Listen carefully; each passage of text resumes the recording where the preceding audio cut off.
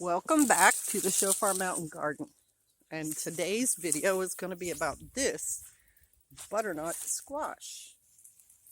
This is the biggest, best squash plant I've grown since I've been here, and today I am going to harvest the two ripe squash right there. Joke's on me, the premise of the video was to get those ripe fruit. That knife I bought is not even denting the vine, and so I'm gonna have to get another tool to get that off. And I'm also thinking, just because the vine is brown but not totally brown like the other guy said, I have to check that video before I actually get them off the vine. See?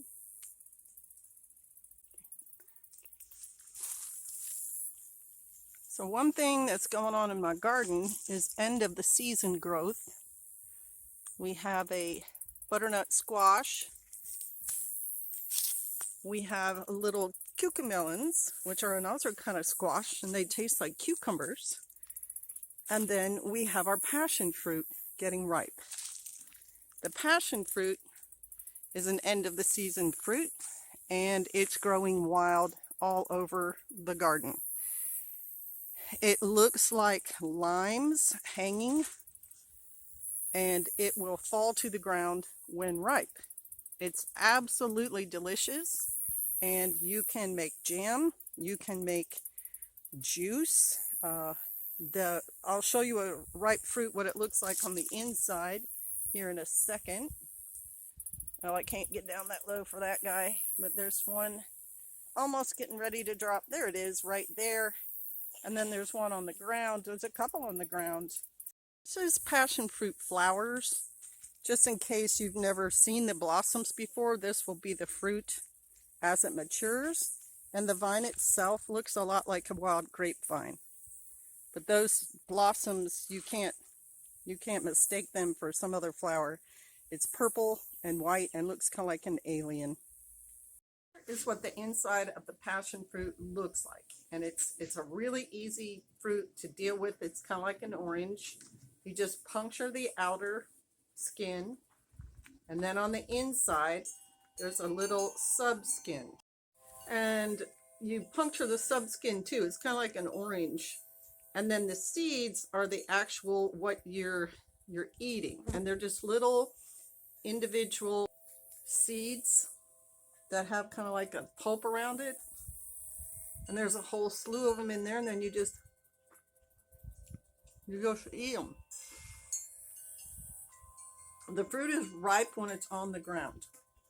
It can be this color, it can be more of a yellow, it can be an even brighter green, but if it's fallen off the vine, you know, it's laying on the ground and it's heavy, if it's lightweight, it's probably not ripe, or not, it's going to be bad.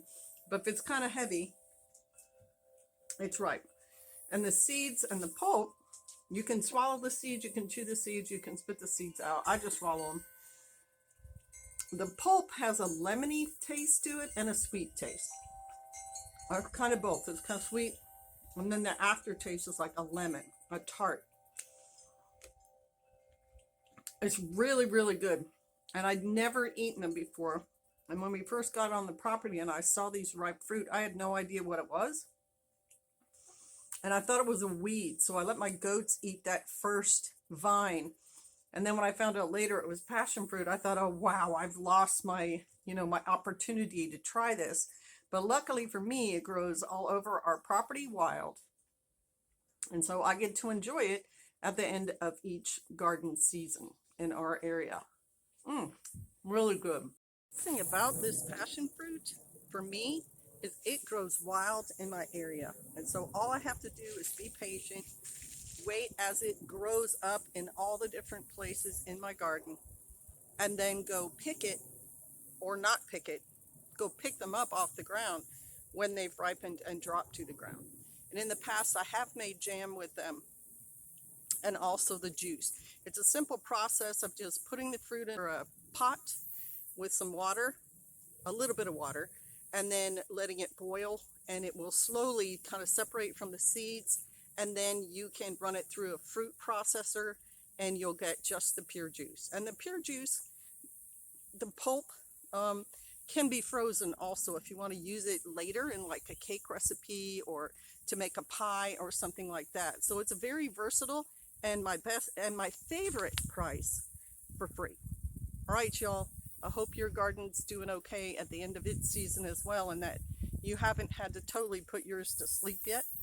I always like this time of year because of the different things that come right.